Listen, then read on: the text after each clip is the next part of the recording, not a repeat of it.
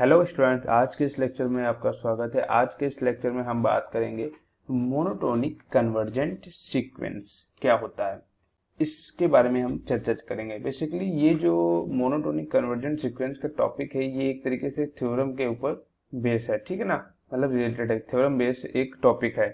तो monotonic convergent sequence होता क्या है? आप जब मोनोटोनिक कन्वर्जेंट सीक्वेंस को देखते हैं या पढ़ते हैं तो सबसे पहले आप क्या नोटिस करते हैं? सबसे पहले आपको क्या नोटिस करना चाहिए? सबसे पहले आपको उसके नाम को ही नोटिस करना चाहिए कि उसमें क्या क्या है। मोनोटोनिक होता है, साथ में लिखा हुआ होता है उसके टॉपिक, एंड कन्वर्जेंट भी होता है।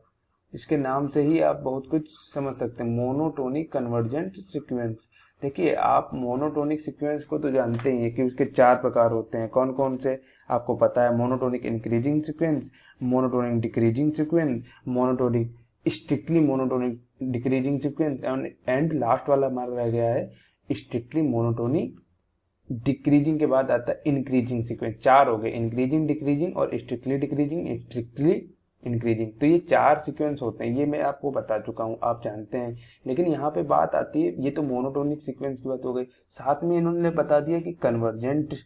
अब कन्वर्जेंट क्या है यहाँ पे? कन्वर्जेंट तो आप जानते हैं कि कन्वर्जेंट किसी भी लिमिट की, यानी कि कोई भी लिमिट ऑफ सीक्वेंस, यानी कि किसी भी सीक्वेंस की लिमिट कोई फाइनाइट होती है, मतलब किसी भी लिमिट सीक्वेंस की लिमिट जो होती है, अगर वो फाइनाइट होती है तो वो हमारा कन्वर्जेंट होता है सीक्वेंस, ठीक है। और वो वैसे भी जानते हैं कि कन्वर्जेंट सीक्वेंस फाइनाइट लिमिट तभी होती है जब वो बाउंडेड होता है। तो यानी कि आप ये भी जानते हैं कन्वर्जेंट सीक्वेंस, जितने भी कन्वर्जेंट सीक्वेंस होते हैं वो बाउंडेड होते हैं। तो ये सब मैं डिस्कशन कर चुका हूँ आपके कन्वर्जेंट सीक्वेंस वाले टॉपिक में। अभी यहाँ पे हम कहना ये चाहते हैं कि मोनोटोनिक भी होना चाहिए और कन्वर्जेंट, दोनों को मिलकर बना है, दोनों को मिला दे। अगर दोनों टॉपिक्स को मिला दे, monotonic sequence and convergent sequence, यानी कि दोनों ही आप टॉपिक को मिला दीजिए तो वो बन जाएगा मोनोटोनिक कन्वर्जेंट सीक्वेंस। तो मोनोटोनिक सीक्वेंस और कन्वर्जेंट सीक्वेंस को मिलाने पर मोनोटोनिक कन्वर्जेंट सीक्वेंस बनता है, ठीक है ना।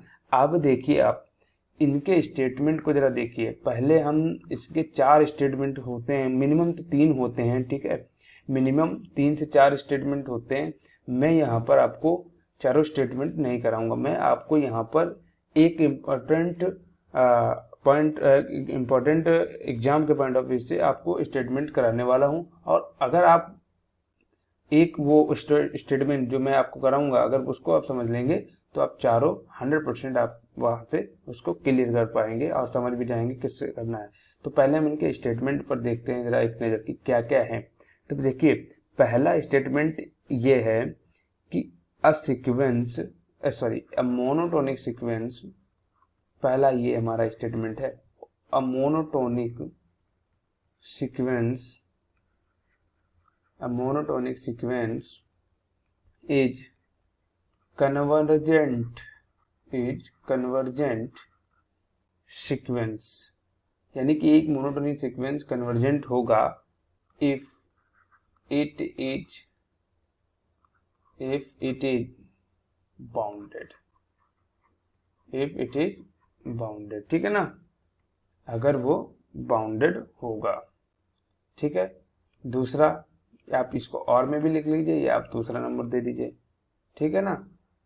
तो दूसरा आपका है a bounded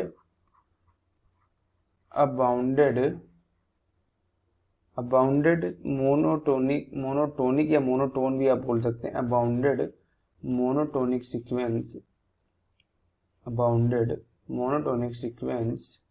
is convergent. Simple सी बात है, ये वही घूम फिर के बात कह रहा है, घुमा फिरा के मैं आपको भी समझाऊंगा, ठीक है। तीसरा जो है या और करके आप समझ लीजिए। देखिए 3 ये मेरे बेसिक थ्योरम्स के स्टेटमेंट हैं। तो necessary and sufficient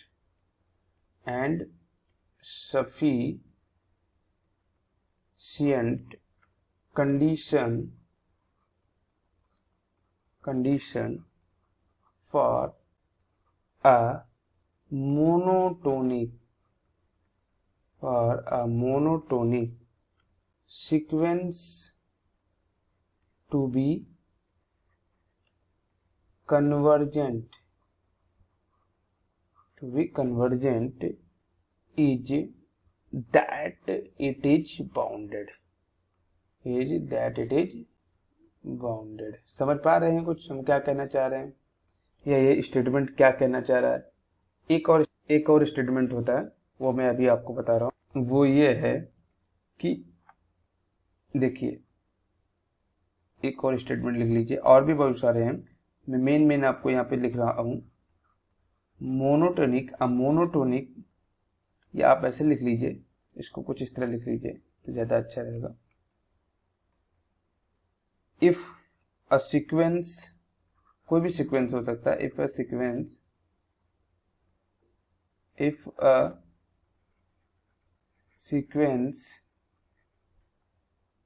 action un, जो भी आप मानते हैं, मैंने यहाँ पे un मान लिया, ठीक है। If a sequence un is a monotonic increasing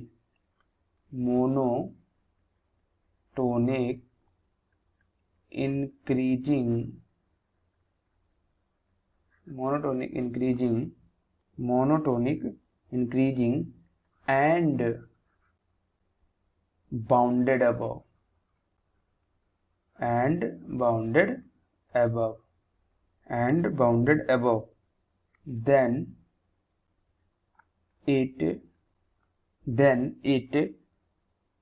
then it convergent या converges, आप लिख लीजिए, then it converges to its greatest lower bound, least upper bound होगा, ठीक है, क्योंकि यहाँ पे बात हो रही है इंक्रीजिंग की, तो यहाँ पे हो जाएगा इट्स बाउंडेड, यहाँ पे था इट्स लीस्ट अपर बाउंड,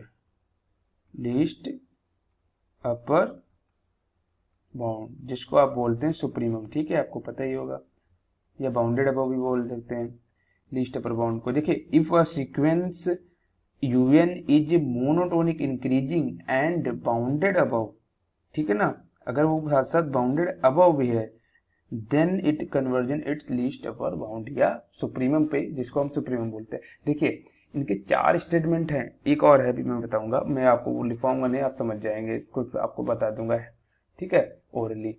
देखिए, ये मोनोटोनिक सीक्वेंस हम पढ़ रहे हैं, इसमें 4 स्टेटमेंट दिए हैं। ये मोनोटोनिक सीक्वेंस कन्वर्जन करेगा अगर वो बाउंडेड होगा, ठीक है, वही बात इन्होंने दूसरे स्टेटमेंट में कह दी, वही बात बिल्कुल सेम। ये बाउंडेड मोनोटोनिक,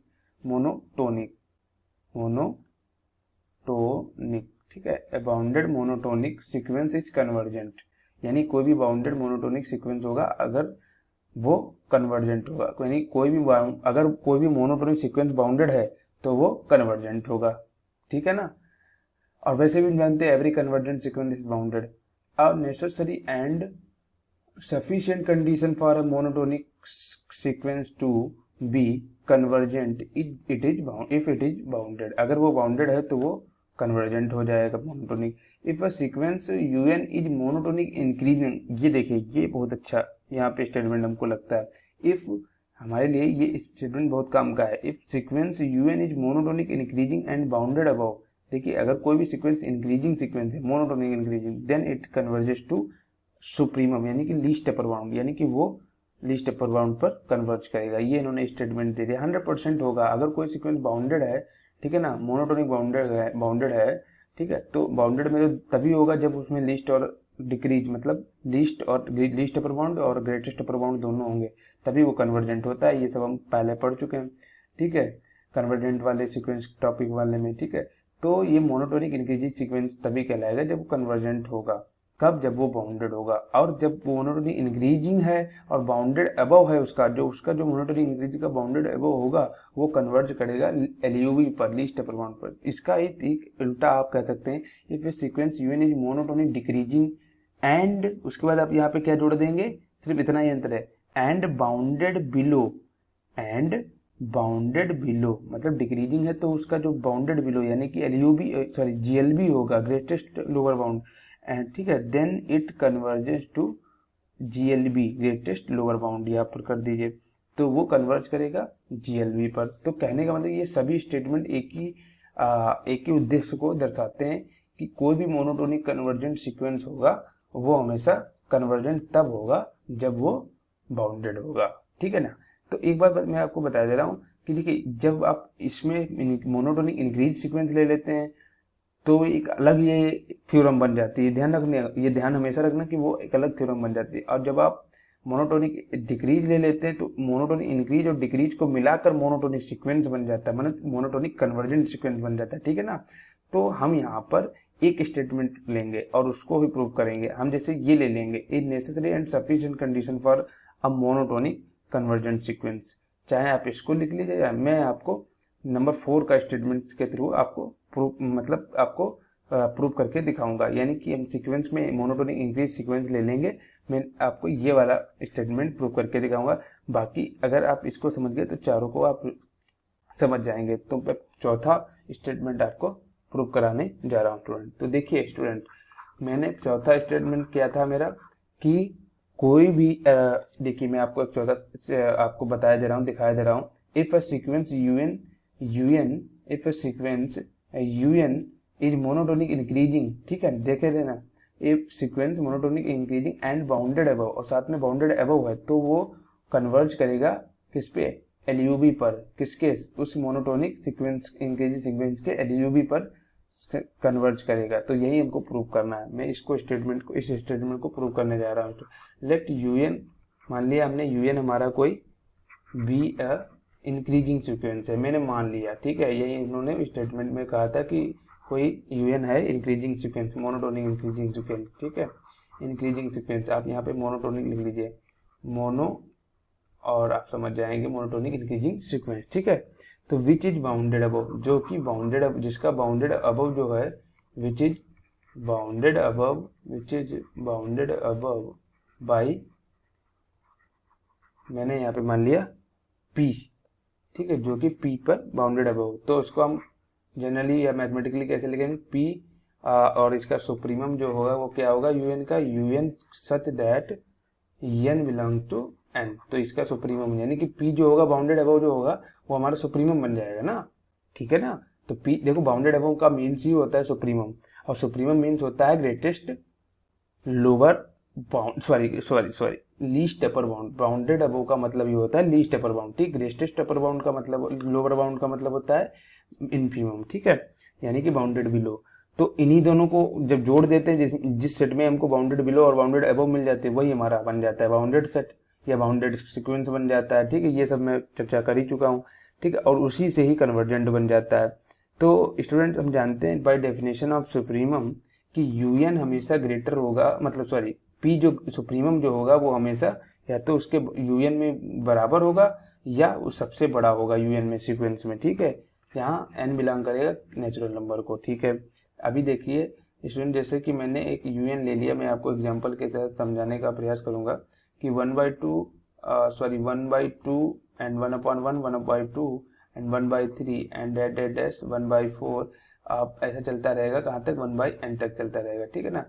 तो स्टूडेंट देखिए, आप अब मैं क्या करने जा रहा हूँ, मैंने ये एग्जांपल दिया, अभी काम आएगा ये, ठीक है। तो un में किसी भी सीक्वेंस में सुप्रीमम जो होता है वो सबसे बड़ा होगा या उस सीक्वेंस में बड़ा। इसे मान लिया हमने, ये कोई सीक्वेंस लिया 1/n।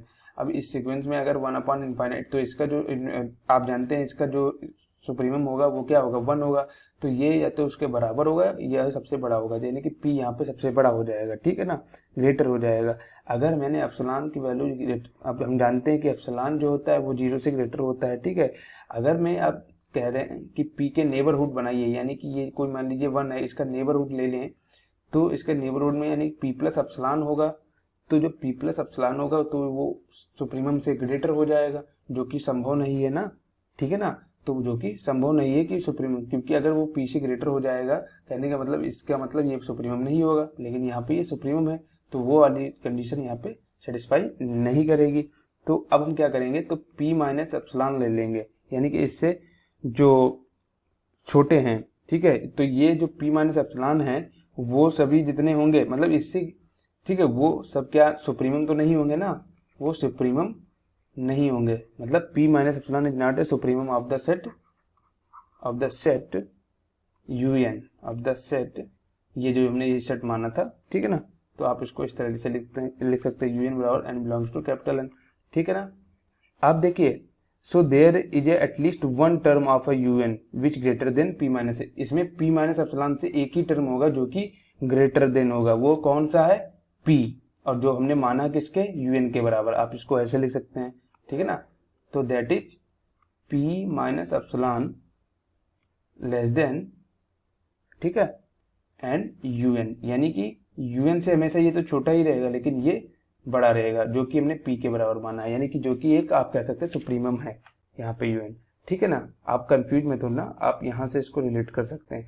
देखिए, कुछ पॉजिटिव इंटीजर ले लेंगे, जैसे ये मैंने लिए पॉजिटिव इंटीजर, ठीक है ना, 1/1, तो इनको ये देख रहे हैं आप, ये आप यहाँ पर, तो ये जो वाला, ये वाला जो सेट हमने लिया है स्टूडेंट, ये तो एक देखा जाए तो मोनोटोनिक डिक्रीजिंग है, ठीक है ना, मोनोटोनिक डिक्रीजिंग है। मैं यहाँ पे आपको मोनोटोनिक इंक्रीजिंग वाले की बात कर रहा हूँ। तो आप ये वाला ले लीजिए, जैसे मैंने आपको बताया, जैसे मैंने एक सीक्वेंस ले लिया un इक्वल टू सीक्वेंस मैंने ले लिया n/n+1, ठीक है, ये कोई सीक्वेंस ले लिया, ठीक है, n/n+1 ले लिया मैंने सीक्वेंस।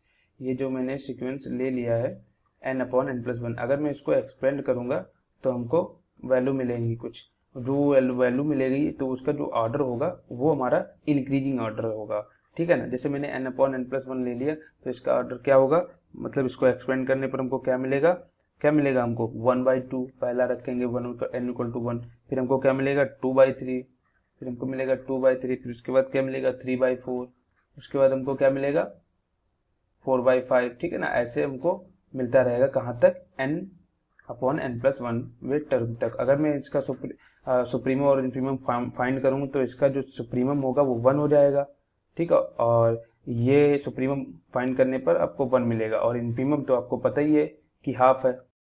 तो इसी के जनरल टर्म में अगर हम लिखें, मतलब जो हमने सीक्वेंस माना, अगर उसको जनरल टर्म में लिखे तो हमारे पास क्या हो जाएगा, वी हैव हमने कोई, मतलब कोई सीक्वेंस हमारा जो यूएन था उसके हमने कुछ टर्म ले लिए जो कि स्ट्रिक्टली मोनोटोनिक डिक्रीजिंग में है। तो um+1 एंड um+2 ऐसे हमने कुछ टर्म ले लिए। तो उसको हम, अगर मैं उसके नेबरहुड, यानी कि पी हमारा सुप्रीमम था, उसके एप्सिलॉन यानी कि सुप्रीमम, जो कि हमने किसके बराबर माना था, u n equal to p less than माना था हमने, p u n less than n equal then p के माना था, जो कि सुप्रीमम था। उसमें अगर एप्सिलॉन हटा देंगे तो हमारी वैल्यू उस सुप्रीमम से कम हो जाएगी। तो ये, और जिसमें एन हमारा ग्रेटर रहेगा एम से, ठीक है, यानी कि इन एलिमेंट के इन जो एम से नंबर से हमारा हमेशा ग्रेटर रहेगा, ठीक है ना। और ये इस तरह से भी ले सकते हैं, ठीक है। अगर हम देखें तो ये 0 से ग्रेटर होगा जो p माइनस एप्सिलॉन होगा, ठीक है ना, क्योंकि ये सुप्रीमम में से घट रहा है, और लेकिन वो एप्सिलॉन से हमारा जो होगा वो छोटा रहेगा, ठीक है ना, क्योंकि एप्सिलॉन यहाँ पे 0 के नियरली होगी, समझ रहे ना। और जो यूएन है वो हमारा सुप्रीमम है, ठीक है। तो ऐसे ही हमने m, जो कि यहाँ पे आप n is greater than m ले सकते हैं, या आप इस तरह से भी ले सकते हैं, n इज ग्रेटर देन या इक्वल देन m हो जाएगा। m जो कि यहाँ पे क्या बताता है, उसके इंटीजर्स को बताता है, उसके इंटीजर के नंबर को बताता है, ठीक है ना। अब हम बाय कन्वर्जेंट सीक्वेंस के थ्योरम से क्या जानते हैं कि मॉड ऑफ यूएन माइनस उसके सुप्रीमम में से घटा देंगे, ये सुप्रीमम है यानी कि उसकी लिमिट है, p यहाँ पे लिमिट है, उसको घटा देंगे मॉड लेके एप्सिलॉन से, जो कि एप्सिलॉन से छोटा होगा, ठीक है ना। तो अब क्या करेंगे, उसके फॉर ऑल m जहाँ जो n जो होगा ग्रेटर देन होगा, किससे ग्रेटर देन होगा, n ग्रेटर देन होगा, sorry n is greater than m होगा ना, n is greater than m होगा, क्योंकि n हमेशा ग्रेटर रहेगा उस m के। यहाँ पे स्टूडेंट मैंने एक लेस देन का साइन लगाया हुआ है, तो यहाँ पे आपका ग्रेटर हो जाएगा, ठीक है ना। तो n is greater than m हो जाएगा। आप अगर अपने कन्वर्जेंट सीक्वेंस देखा होगा तो उसमें यही मेन टर्म होता है कि उसके लिमिट से उसके सीक्वेंस को हटा देने पर उसके मॉड में एप्सिलॉन से 0 वैल्यू मिलती है, मतलब एप्सिलॉन से बिल्कुल छोटी वैल्यू मिलती है, क्योंकि एप्सिलॉन इज नियरली 0 होता है। तो हैंस बाई definition of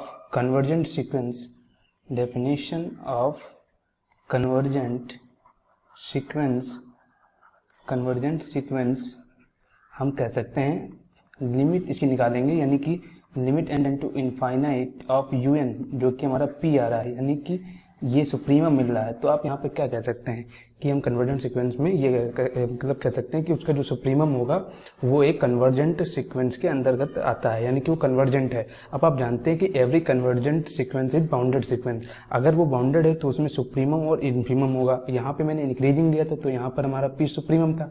अब एक बात बताइए, जब पी सुप्रीमम के लिए सेटिस्फाई कंडीशन हो रही है तो ऐसे ही हमारी जो सेकंड थ्योरम मतलब उसका स्टेटमेंट था कि मोनोटोनिक डिक्रीजिंग सीक्वेंस जिसमें बाउंडेड बिलो था और वो ग्रेटेस्ट लोअर बाउंड आता है उसका जो कन्वर्जेंट सीक्वेंस होता है, ऐसे ही उसको आप प्रूव कर सकते हैं। ऐसे तीनों जो हमारे शेष स्टेटमेंट है ना, उन शेष स्टेटमेंट को आप उसी तरह इस तरह आप उसमें फॉलो कर सकते हैं, उसी रूल को लगाते हैं। बस यहाँ पे सुप्रीमम लिया था और अगली बार में डिक्रीजिंग वाले में इनफीमम ले लेना है, सेम उसी तरह प्रोसेस चलेगा। एक आपको मैं एक मास्टर पॉइंट आपको बता देना चाहता हूँ जो आपको एग्जाम के पॉइंट ऑफ व्यू से बहुत मदद करेगा। देखिए, हमको कई बार क्वेश्चन मिलेंगे कि जैसे रूट में √8 फिर √8 या √2 भी मिल सकता है, ठीक है, कुछ टर्म में ऐसे मिलता चला जाता है। तो उसके लिए क्या होता है, इसका प्रूफ इतना इंपॉर्टेंट नहीं है, लेकिन आप इसका जितना क्वेश्चन इंपॉर्टेंट होता है। अगर हमको ऐसे कोई टर्म में मिल रहा है तो मैं आपको जनरल टर्म बताऊँ, अगर k है, ऐसा कोई सीक्वेंस मिला k और उसके अंदर भी रूट में k लिख दिया, ठीक है, सेकेंड टर्म हो गया। ऐसे मेरा तीसरा जो टर्म है √k, फिर उसके अंदर √k और फिर उसके अंदर √k अंडर में, ठीक है, ये सब √k के अंतर्गत है, ठीक है, अंडर में है। तो ये तीसरा टर्म हो गया सीक्वेंस का। ऐसे चौथा टर्म में 4 होंगे। तो ऐसे सिचुएशन में क्या देखते हैं, अगर वो k जो है यानी कि जो नंबर यहाँ पे रियल नंबर होगा, ध्यान दीजिएगा, ठीक है, रियल नंबर की बात कर रहा हूँ, तो वो अगर k ग्रेटर देन 1 होगा तो उसकी जितने भी कन्वर्ज करेगा, वो जो कन्वर्ज करेगा सीक्वेंस वो हमेशा उसी नंबर पे कन्वर्ज करेगा जो यहाँ पे रियल नंबर होगा। जैसे यहाँ पे k है तो k, जैसे मैंने मान लिया कि √2 कोई क्वेश्चन दिया, ठीक है, फिर ये क्वेश्चन हमको दिया, इसका सेकंड टर्म ये है, सीक्वेंस की बात कर रहा हूँ मैं, ठीक है, इसमें ये है और इसमें 3 होंगे, ठीक है, ऐसे ही इसमें 4 होंगे, तो इसका जो आंसर आने वाला है वो 2 आएगा, ठीक है। तो स्टूडेंट्स, आपने इस लेक्चर में मोनोटोनिक सीक्वेंस के बारे में जाना। आप यहाँ पे ध्यान दीजिए, इनके अलग अलग स्टेटमेंट के हिसाब अलग अलग प्रूफ आते हैं। मैंने यहाँ पर मोनोटोनिक इस इंक्रीजिंग सीक्वेंस के अंतर्गत आपको समझाया। मिलते हैं अपने नेक्स्ट लेक्चर में, तब तक के लिए धन्यवाद।